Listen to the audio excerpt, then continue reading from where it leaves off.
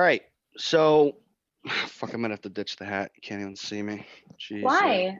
Because I got the chia pet thing going on in my head, and I didn't want to. Yeah, and we can't forgo the bald part of the bald with I know, glasses. I know, I It's know. most important. All right. Yeah.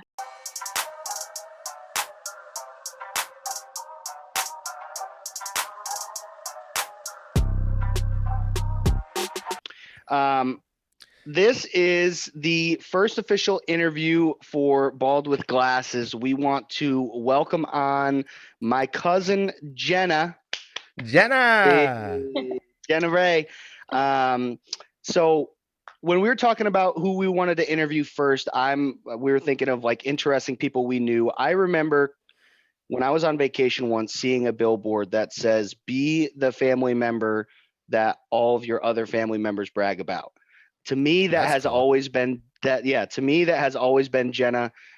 She has, in my mind, led a very interesting life up until this point. She started. Well, why don't you give us a little rundown? Why don't you give us a little rundown as to why you think that you are the most interesting family member to me? Well, I mean, you gave me that title, so I don't know if I Yeah. necessarily think that. I think I'm really boring. Well, Yeah. well, so I was just gonna say when we were kids, you were a karate world champion, right? Yeah. So what's the official title there? Andrew and I were talking about this when we were introducing the podcast, and I've asked you this before, but I still don't know the real answer. Were you like, what was your specific discipline? Would you be considered like a karate student, a martial artist? Master. Yeah. Master. I'm some kind of master, but not that one.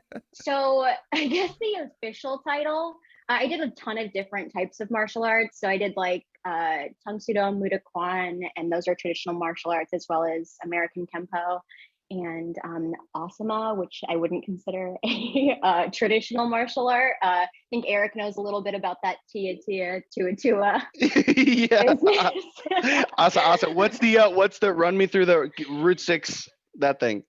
Oh shit. Fuck, I don't even know it. You lost your touch. I thought it'd be I ingrained in did. you. Yeah. Honestly, like I feel like my brain's been through so much that I forget everything. Like I forget my butthole if it wasn't attached. It's pretty bad. So Haven't okay, fucking done it so too you much. were a youth world champion karate.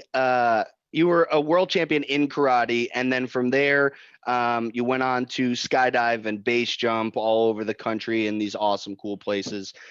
So to me, that is like a completely unusual way of living, and I think it's very interesting and very cool. So I want you to just kind of briefly talk about like kind of how you got started in karate when you were younger, and then kind of how that led you to where you're at now.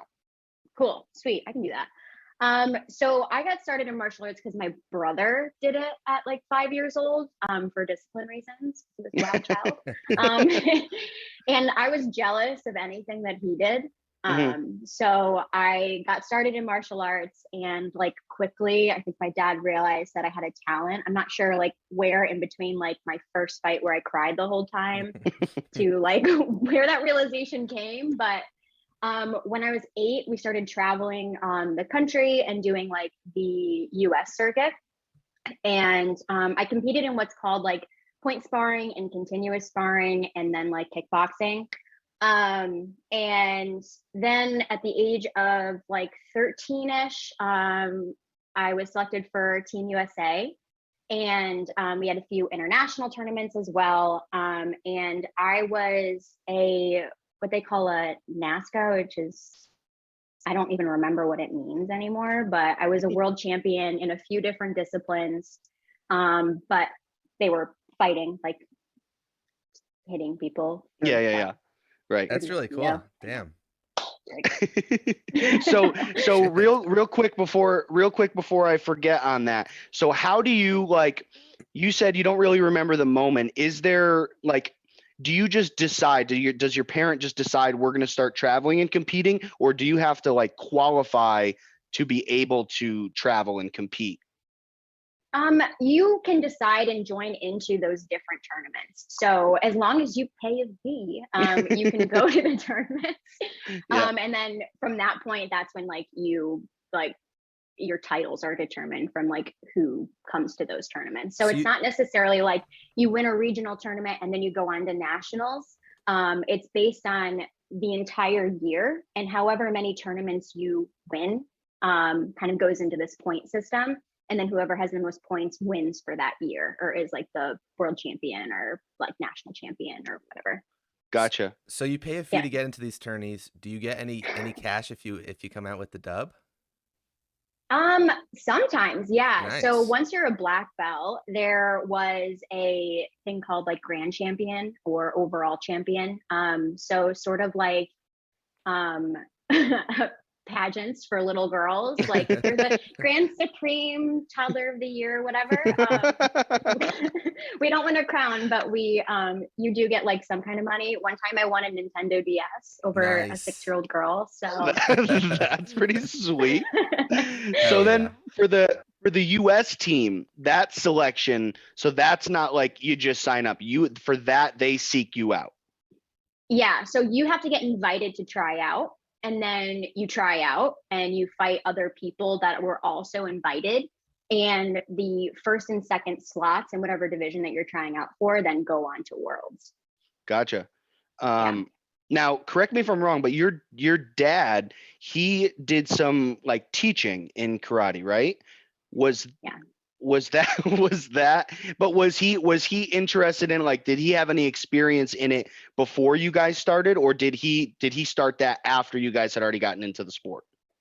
So I think he did it a little bit before we were born, and then once we started martial arts, he started getting into adult classes, and then he started coaching, and he definitely, wanted us to do very well in whatever we were doing. Yep. So he was, I would say, my main trainer for like calisthenics and like making sure that like my cardio was good and that I was like ready and prepared for fighting. And then he was like, soccer mom. He like drove us to all of the events, drove us to practice, all that stuff. So he was like the number one motivator and supporter in that. And he was a really excellent coach. He can like look at things and like watch people fight and be like, okay, when they do this with their arm, they're going to do this next. Yep. So he was like really good with teaching me how to look for things like that. I don't know where he developed that skill. He's generally a really smart person. So that's like where that came in. And he basically worked with our coaches, like our actual martial arts coaches, and coached those teams alongside in tandem with those guys. So definitely my main coach, I would say. And wherever we went and took like karate or practiced karate, I don't really know what they call it. He was always there with the other coaches. So your dad's like number one coach for you, and you mentioned when you were around 8, he he noticed something in you. What % of being a good fighter do you think comes sort of naturally, and then what comes learned? Like, it sounds like some of it was sort of ingrained in you. You were kind of born for this, Rocky.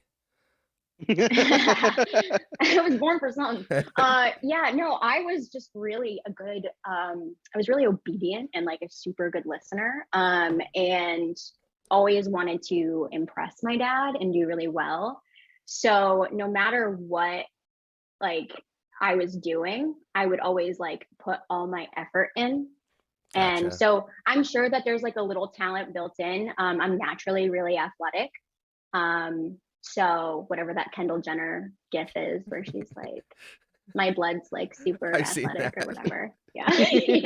That's me in real life. Oh shit. So I have a question for you. So when you got up to like competing for the United States, so at this point you must know like So I'm wondering where was your confidence level at in terms of like strictly in terms of the sport? Like when you would walk into a room, would you be like, I could beat every one of these girls' asses, or was there still like that, like I got to prove myself? What was your like thought process and confidence level when you reached that level? Absolutely, like in the toilet. I had zero confidence. Really? Yeah, I never thought I was going to win, even though I had like winning streaks for years. Like, Yeah. never thought I was a good fighter. Never thought I was going to win. Always thought that I could be better. And I think a lot of that came from the pressure and like my dad always saying like you can do better, you can be better, like you have to train more, do more, and like comparing me to other athletes in the sport as well. So that definitely created a little bit of a complex, but we're getting over it. It's fine. But I definitely had zero confidence, Yep. but I was really good at pretending. Yep. And so everybody that met me, even now to this day, they're like, "Wow, you're so confident," and I'm like, "I'm just faking it." Well, you're really good at faking it then. So okay, Yeah. so there was never a moment where you're like you're across the mat and you're looking at another girl and you're like, I'm gonna freaking put you through the wash cycle today. No, I was just like, all right, okay, so I gotta keep my hands up and just go in there and fight and listen to dad, and everything will be okay when you leave the ring. Oh, that's funny. So when you get to that high level like that, I know that you said your dad had given you like tips and stuff like that to look out for certain fighters and how they fight. Do you have like film on these people, and were people watching your film, or do you just go into these tournaments and you've never seen some of these people, especially at the world level, before? Yeah, it's a little bit of both. So you don't really have like access to film from people that you've never fought before. And what's great is a lot of these circuits, like you end up fighting like the same people, or like you'll be able to pick it up when you see them fight another person. So it's Right. not like boxing where you have like one bout like every 6 months. It's like you go to a tournament. I mean, there were some tournaments where weekends we had 3 tournaments in a weekend. Wow. So we'd be in Shit. like Panama one day and then Washington, D.C. the next day, and then like Rhode Island the following day. And it was a lot. It was great. It was amazing. But you did run into the same people. So it was easy to pick up on each other's habits or bad habits, and or you watch them in a previous fight that they had that day and you can see, you know, where they're at that day. Yep. Like what's their energy like. So that's where he kind of was able to pick up on things. And in the middle of the fight, we used to have this thing where he would like yell out a number and I would like know what combination or what type of move I should do Oh when he shit. yelled that number. Yeah. So So that's That's cool. actually a kind of a question that I had. When you're in it, like middle of fight like that, when you're in a fight and your things aren't going your way, you're kind of backs up against the wall a little bit. Is it tough to remember your, like when you're just getting your head kicked in, is it tough to remember your technique, or like is it all like, okay, I know that I'm losing this, so I need to do X, Y, and Z, or does like panic ever set in where you're like, oh shit, I'm getting my ass kicked right now? no, never, there's never panic. I'm really good at like tunnel vision and like just like being there and like focusing. And the goal for me was never really to win, honestly. It was just to like I said, impress my dad and make sure that like everything was like cool between us. Yeah. Because I had to ride home with him and he had to ride home with me too. So So true. yeah. But yeah, there was never panic. It was never, I mean, there were some times where I would get annihilated or I'd catch like a knee to the chin, or I like dislocated my jaw once because I put my hands down and got kicked in the face. That was so fun. Oh. And yeah, it sucked. But I kept fighting, and I kept fighting because A, like tunnel vision, and B, like I didn't want to disappoint anyone. I wanted Right. to like keep going. Like we trained so much and we like everything that we did throughout the week was for this moment, you know? And Right. if I just like quit, I'd be a fucking loser. And Jenna Kennedy was a fucking loser, you know? That's right. I love it. That's why you were world Yeah. champion. So Yeah. with Alright. all the traveling, Exactly. this is my last question, I think, on kickboxing from my side here. what did you do for school? Were you homeschooled? You're traveling all over the place. No, I definitely wasn't homeschooled. Thank God. I would be socially inept. I Uh-huh. already am a little bit. So, but I went to public school. I did miss quite a few days. Yeah. And there was like a lot of pressure there too, because I still like had to get good grades in school, but like I was missing quite a few days. There were some days where like I would have to leave early, like for training or something. Gotcha. But it was fine. I was able to catch up on everything. I did all the fucking extra credit, like good student, little brown noser. And yeah, it was a relatively normal high school experience and middle school experience and elementary experience, but there was a lot of stress and a lot of pressure to like be the best in everything that I did. Right. And no matter how good I was at something, it was like never enough. And that was like an internal complex too that I put on myself, which was challenging, and still is challenging. So yeah. Well, now when you like when you are that level of an athlete, is there sort of like a general understanding? So like in your town, for example, when you were in these various schools, do they just know like, oh, well, she travels all around the country to do that, so we know she's going to miss some time? And like the kids that you went to school with, did they have any idea that you were doing all of that, or? Yeah. So I didn't really volunteer the information. Like everybody knew that like I did karate and stuff. And like Yep. I didn't realize until high school that other people like knew that I traveled, because one of the parents on the team would like post all of the like results from our like tournaments in like our local newspaper. Mhm. And like certain articles would be done on the local newspaper, so like people knew. And like I didn't know until like I started like trying to date men, which was embarrassing, in high school. And they'd be like, oh, we're just like so intimidated by you. And I'm like, I'm 5'2" and 92 pounds. Like, what the fuck? And they're like, you do karate, you're the karate kid. And I'm like, fucking no. Jaden Smith over here. Yeah, fucking Ralph Macchia. Like, come on. The real Karate Kid. All right, so I have like one more thing I want to talk about. So you've brought up your dad and parents like a couple times so far. What is there a memory or moment that sticks out to you, not necessarily with your dad or your team, but just like a intense or heated like parent exchange or moment in a tournament that sticks out to you? Like either they went crazy on the ref or on their kid, or like is there a moment like that sticks out? My dad never went crazy. I mean, I've seen other parents go freaking crazy and like That's what teeth I get mean. Like knocked out. Yeah. yeah. Oh yeah. Wait, you said teeth get knocked out? Hell yeah. So there is this one tournament. I'll never forget this. I think his name's like Dean or some shit. Stupid name. So he also works at, or did, I don't know. I'd have to bleep this. Shout out Dean. So he was a ref, and it was like a national like tournament, and one of the kids on my team was fighting, and he had like said something colorful to his grandfather, who was like the main coach of our karate studio, and his son was like not having it and like ran across the ring and just fucking knocked his teeth out. Yeah, Oh, very expensive Jesus. dental bill, but like yeah. Oh my goodness. Right. So like right in the middle of the whole tournament? Oh yeah. That is wild. That's crazy too, because you just have like hundreds of people in a room that are like martial arts like black belts. That's gotta be kind of crazy. Yeah, I mean, I never really thought about it that way. It was just like, oh, these are the people that I'm with every weekend. So, Well, so in an environment like that, did it feel like anyway? Because I feel like for the most part, as a child, you're not like, I want to be a karate world champion. Most like 4, 5, 6-year-olds are not saying that.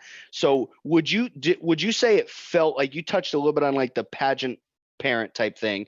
Would you say it feels a little bit more like that whole environment is more for the parents than it is for the kids? I think it's dependent on the situation and the kid. Like I really wanted to do like gymnastics and cheerleading and stuff like that and super girly shit. Yep. And I was better at martial arts, and I know that my dad liked it more. Yep. So that was definitely where a lot of that came in. And he didn't want me to quit. He wanted me to do really well. And like, of course, like in my own head, like I wanted to do well too. And there was definitely a lot of pressure. And I know where it came from. Like it came from a place of love. He just wanted me to be the best. And like Right. that's really cool because there's like not a lot of people in the world that can say like at one time I was the best at something or I am the best at something. Right. So it's like it's great to have. But yeah, there is definitely like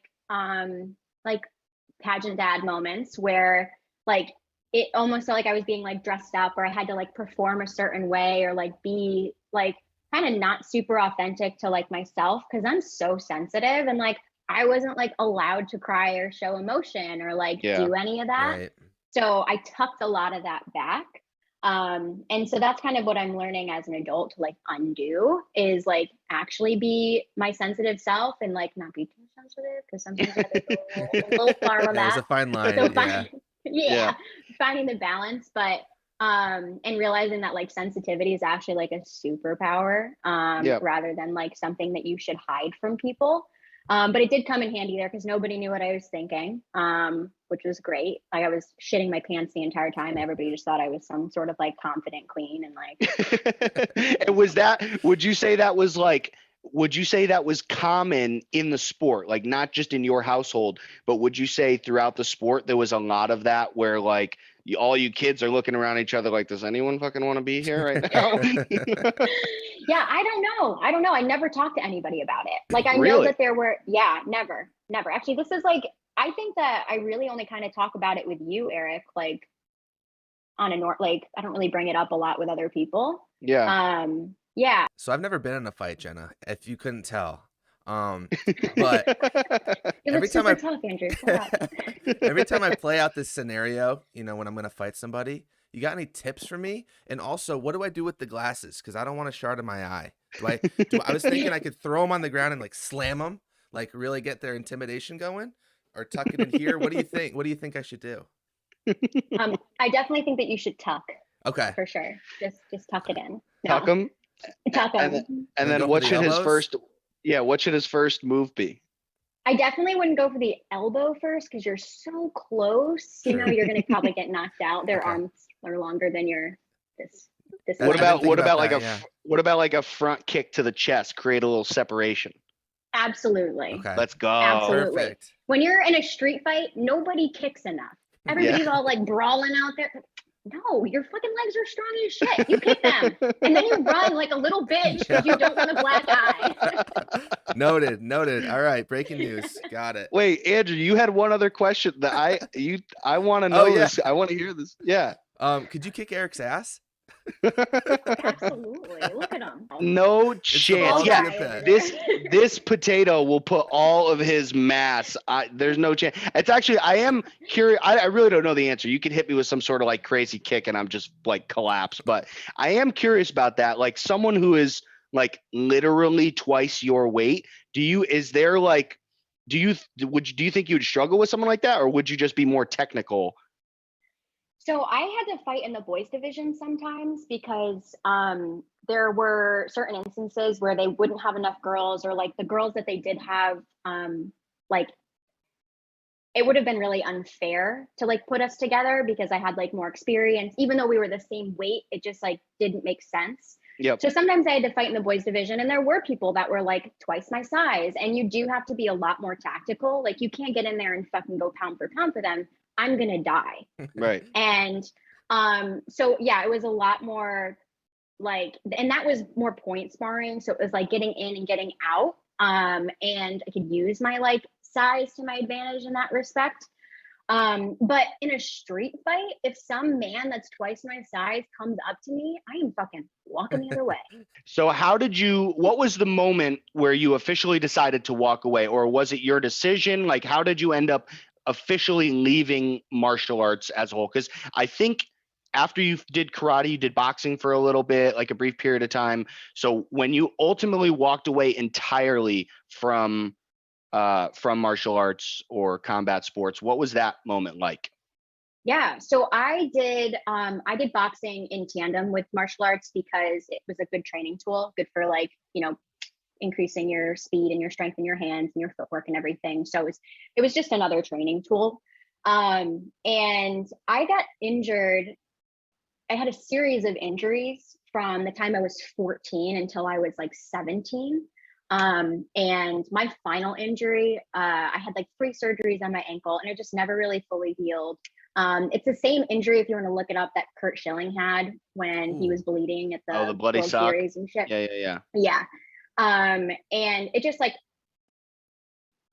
my body was telling me stop, like no more, I can't do this anymore. Like I broke my nose a bunch of times, I broke my ribs, I fucked up my wrist, I fucked up my ankle and dislocated my jaw and like got a concussion, and my body was saying no. And I also, like, my heart wasn't in it. I think my heart was more in like appeasing my dad and like doing really well because I know that he really wanted me to do well, and like I say that in the most like genuine loving way. And I was so relieved. I was like, finally, like I don't have to do this anymore. And that relief came with a wave of, what the fuck am I gonna do with my life? Yeah. Yeah, because this was it. Like, this is what I spent all my time doing, what I focused all my energy on. And I was good at school, but I didn't really have anything like, I want to be a doctor or an astrophysicist. Like, yeah, so that was a huge transition in trying to identify like, what's my next thing that I'm going to be the best at, which was the worst way to go into like that next phase of my life. And how old were you when this happened? Like when you officially stopped with the martial arts, how old were you? I officially stopped training and competing when I was 17. Okay.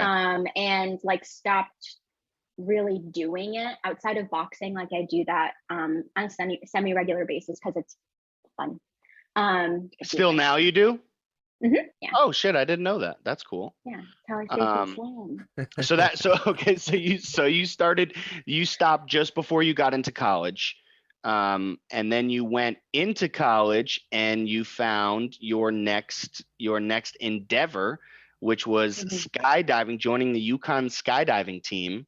Now I'm curious, before you start talking about that, do you think that, like, do you think you have a natural inclination towards action sports, like high adrenaline?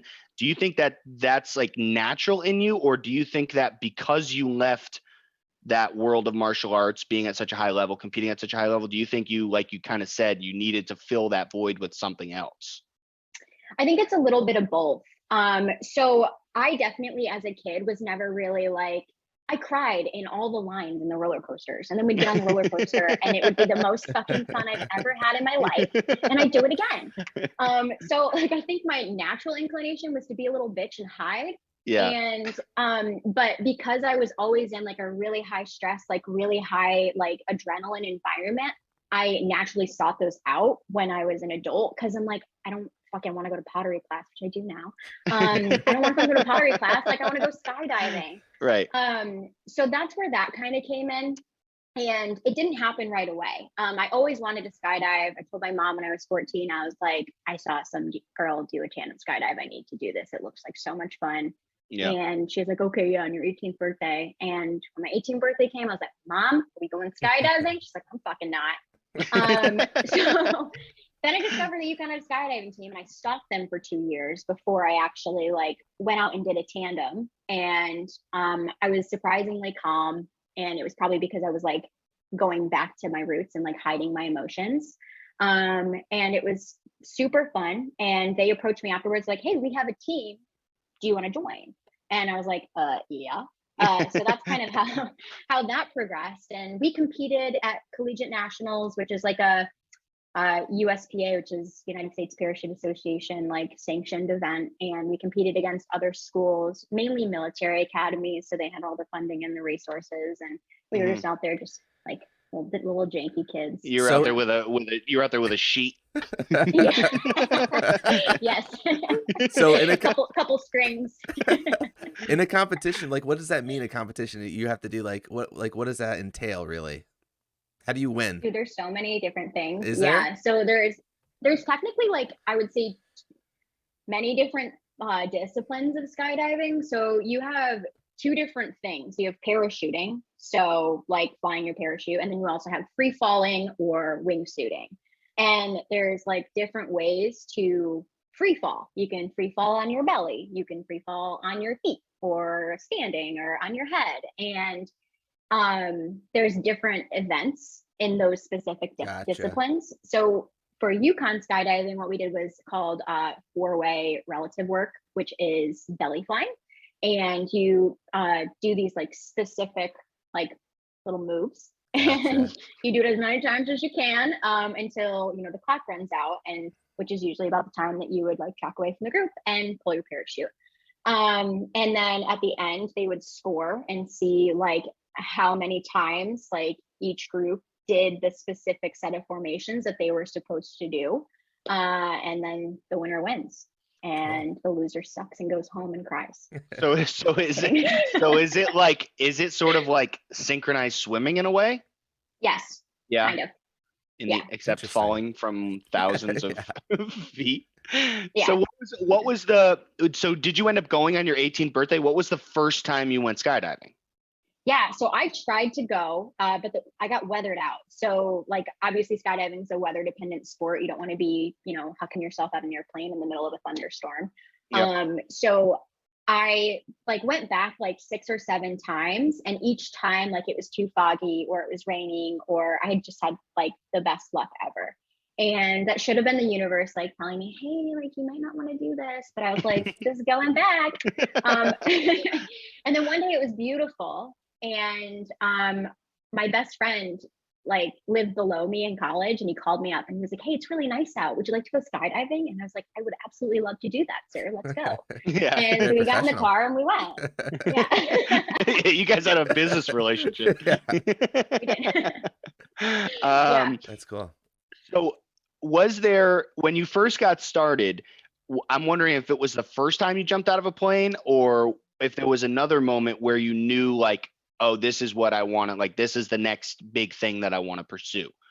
Oh no, that was it. I mean, I had been stalking like Yukon skydiving team on Facebook for 2 years. Yeah. And like, I was like, this is so cool, I want to be on their team, but I don't have my license. I don't even know how to go about doing it. And then I did a tandem skydive. And then that day they approached me and said, oh, you go to Yukon, we have a team, here's all these details.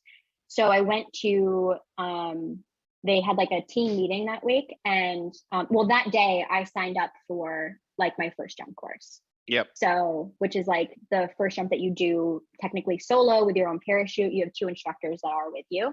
But there's an 8-hour ground school involved with that. So that same day I signed up for that, and then went to their meetings, and then I took that first jump course 2 weeks later, and then got my license like a month later. So you knew right away. Oh yeah. I was like, this Yeah. is so much fucking fun. Yeah. That is crazy. Andrew, you got something? Yeah, well, so I know obviously a lot of people are scared to skydive. Did you have any moments that you were like, holy shit, like freaking out? Or were you pretty lucky in that department? Like I said, I'm pretty good at compartmentalizing feelings. So I actually don't know how I felt. If I felt like, holy shit, like it was more of just like, I'm going to finally do this thing that I Right. really want to do, like a fucking psychopath. So And, no backup parachutes were required. And No. also, You had a sketchy moment, I thought. not my first jump, no. Oh no, but no, in just general. in your career. Oh, in my career, I mean, not too sketchy. Like there was one time where I had what's called a hard pull, and I had a really bad habit of pulling low, and not too low, not like dangerously low, just like lower than you really should. And I had a hard pull. So the first time I went to go pull my parachute, didn't come. So the second time I pulled, and then I had line twists, and it took me a while to get out of my line twists. So And how high up were yeah, it you was with just that like late pull? With that late pull, how high up were you compared to where's the standard that you pull, and then where would you say that you pulled at that time?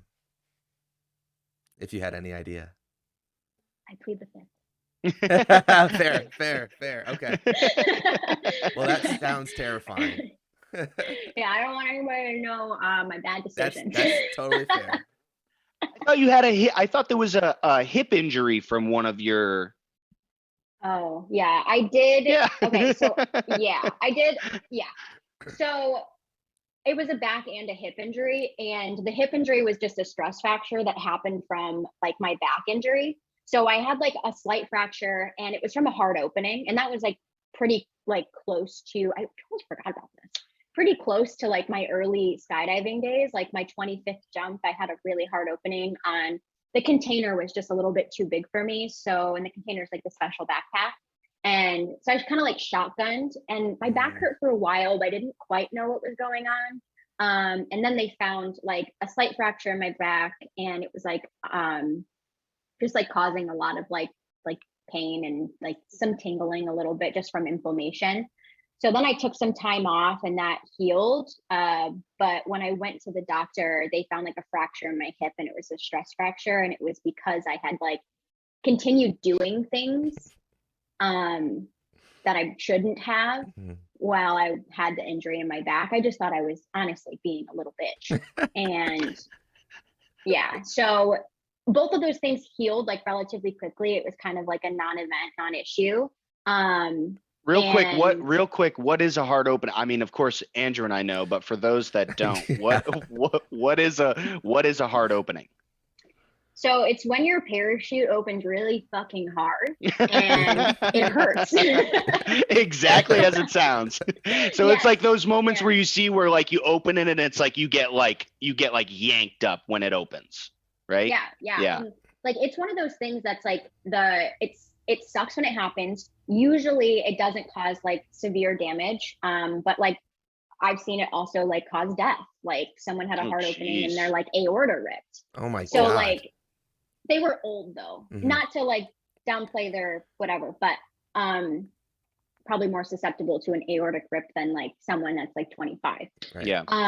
But yeah, like hard openings, it's just like impact. It's just like shock to the body. So depending on how hard it is and like what physical condition you're in, like and what position you are in when it opens, kind of affects the way that like your body takes it. But they happen all the time. Like I've had hard openings after that with absolutely zero issues. And you just gotta like pack better, you know? Yeah. And our openings have good body position. Are openings in general like kind of uncomfortable, or if they're done right, are they supposed to be like they don't even feel like anything? No, they're just super nice. You just like and you're sitting. Just floating on down safely. So Yeah. do you have any advice for someone like Eric who's afraid to skydive? I'm not afraid to skydive. I'm terrified. Advice? Yeah, I mean, it's not for everybody. So, and like, I don't believe in like pushing anything on anybody and forcing anyone to do something that they like just truly don't want to do. But if it's like a feeling that you're curious about, and when you're laying on your deathbed when you're 80 and you're like, I fucking wish I did that, like then you should do it. But if you're like, I absolutely have zero fucking interest in this and I don't want to do it at all, and when I'm 80 I'm gonna be like, thank God I didn't do that, Right. then don't do it. But if it's something you're curious about, like just sack up and like just send it, because it's the most amazing experience in the world. And it does change your perspective on life. Even if it is only one skydive that you do in your life, you get the feeling and you get to tell people like, I did that. Like I overcame this huge fear of mine. And I think that's like a big part of the way that I lead my life now is not letting fear dictate what I am and am not going to do. So now if someone does sack up and go skydiving for the first time, are there any major like do or don't, like definitely don't do this, definitely do this? So listen to your instructor. Yep. Because they're going to give you everything that they need you to do. That's it. And if you don't listen to them and you go out there and you're flying like this when you should be like this, you're a dick. Yeah. So it's just going to put a lot of pressure on the instructor. Don't be a dick. Be a Listen, banana. shut up, and enjoy. Yeah. Yes, and breathe. Like, you can absolutely breathe. Yeah. And like, a lot of people think that they cannot breathe, but like, you are in the place where there's the most fucking air around you. Like, that's fair. breathe. But yeah, just listen to your instructor. They'll tell you what they need you to do, and don't do anything more or anything less. Just do that, and you're gonna have a comfortable experience. And then real quickly, so then you went from skydiving to base jumping, right? Yeah. So is that sort of a natural progression? And what did you like more or less about base jumping versus skydiving? Yeah. So I wouldn't say it's necessarily like a natural progression. It depends on your interests. It's something that I was interested in, like, doing. It looked really fun. It looked really cool. It was really different. It was obviously really dangerous. But then getting into it, you realize like how you can mitigate that risk and make it even less so dangerous than skydiving. And I think some people in the sport may disagree with me on that. But when I started base jumping, like I said, I was always interested in it. And I took a course with Sean Schuma, who is like the Zen daddy of like the base jumping world. He's just so calm and so relaxing to be around. It was like the perfect energy for me to be in that environment. And yeah, I love the simplicity of base jumping, and that you can make it simple. And like, of course, like there's all this adrenaline, and like you have to compartmentalize, and you have to like create calm in a space where there's not so much calm, and it can be really overwhelming. But you also have to like stack the cards in your favor. You know, you want to make sure like the wind's right, whether it's direction or intensity, and that the landing area is clear where you are jumping, and like depending on the types of objects that you're jumping. So objects are building antenna, span, earth, and then there's other as well. So like a wind turbine or something that doesn't fit in that category, or those 4 categories. What were the 4 again? Building, antenna, span, and earth. Oh shit. Span? Yeah. What's your go ahead. A bridge. Oh, okay. Oh. What's your have you jumped off of all 4? Yeah. Yeah? Yeah. What's your favorite of the 4?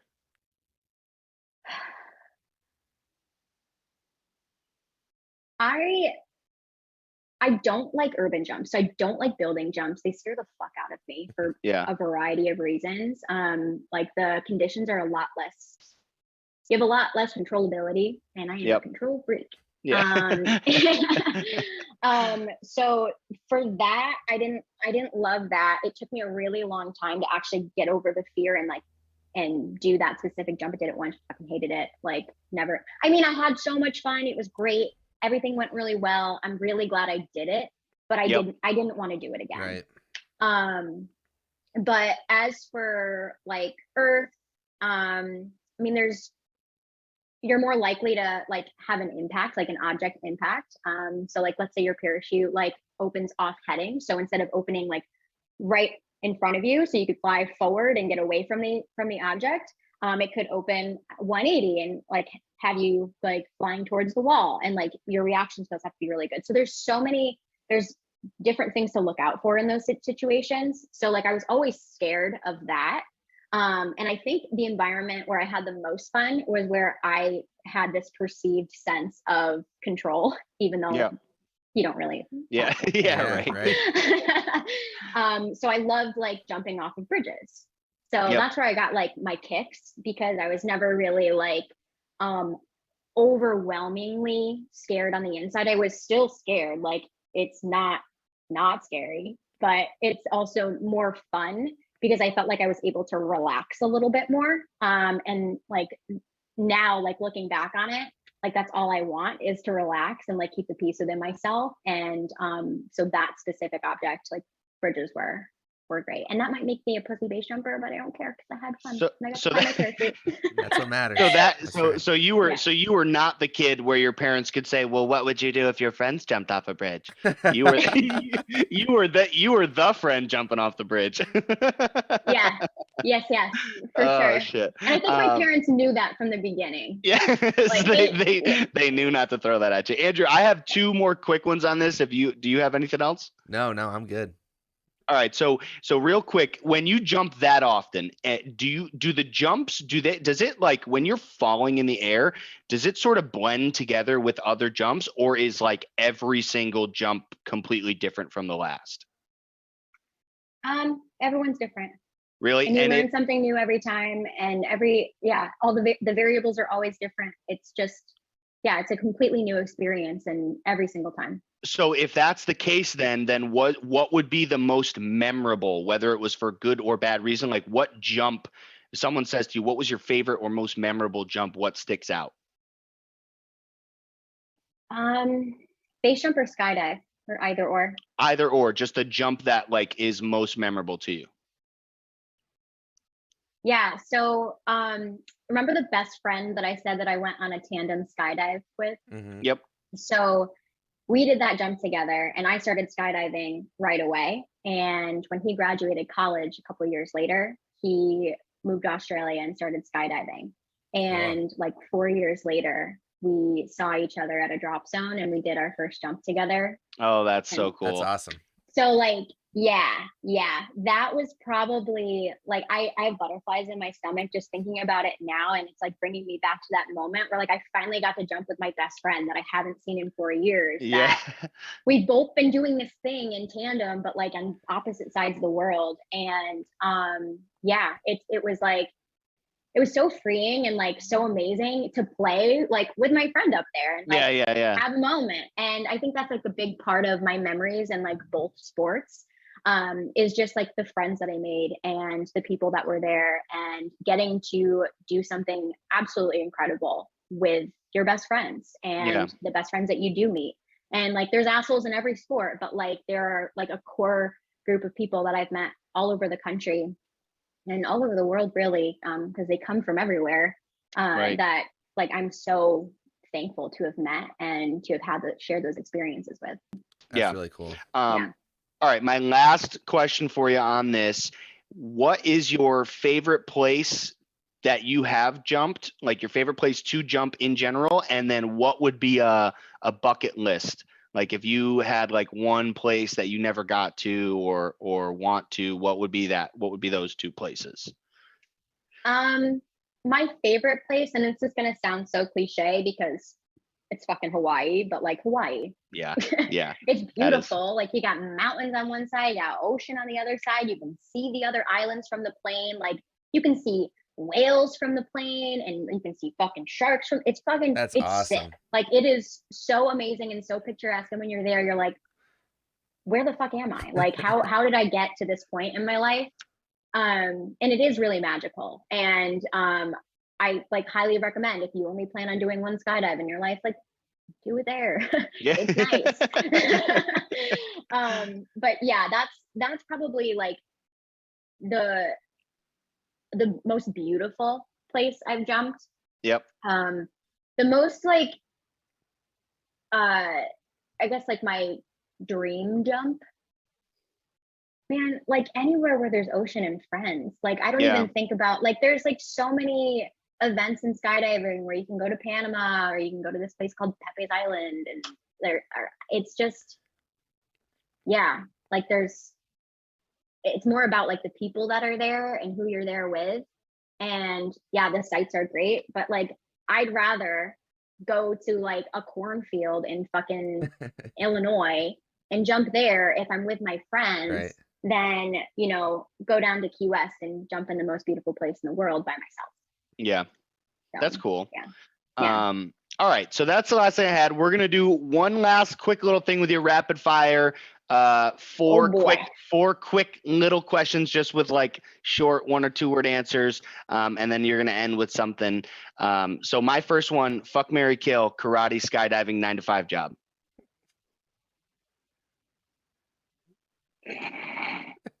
It's gotta be The rapid. audience can't see what my fucking face just did. What? Oh, we'll zoom in. Don't worry.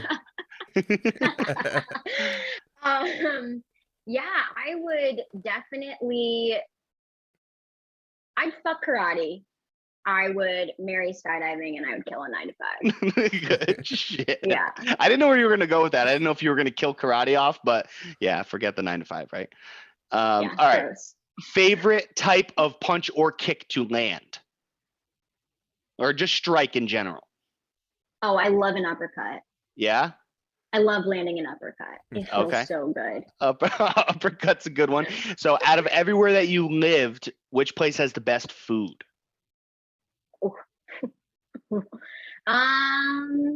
Best food. I gotta be fucking honest with you. Fucking New England. Really? Wow. Good Yes. shit. Good shit. Yeah, I have been all over the place. Nothing beats home. Yeah, get that little New Haven pizza. Actually, like, can we exclude like Italy and shit? Because of course their food is just like the tits. Yeah. Yeah. That's Yeah. just a whole nother Okay, level. so New Yeah, England. that's a whole nother Yeah. league. Yeah. And then the last one, just a little personal one, because now you're out of all of these action sports. Like, for the most part, like you said, you still do some boxing and stuff like that. But what has been like the most satisfying or proudest moment for you within the past 6 months? So personal, professional, just something that you're proud of that you've done within the last 6 months. Oh my God. So much in my life has happened in the last 6 months. That's why I wanted to ask.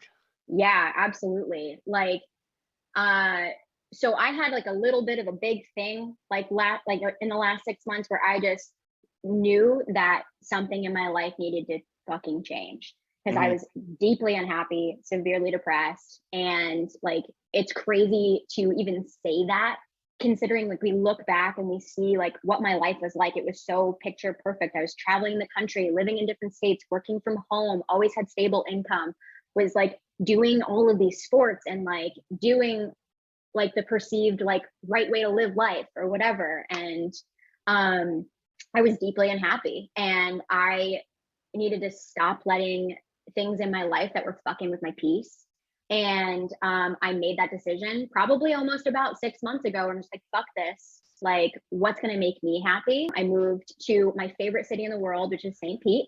Yep. And I got an incredible job, and I kind of manifested this job. I was like, I'm not fucking taking a job where the environment's going to be shitty, where I'm going to be treated like I was at my last job, and I want to make 6 figures.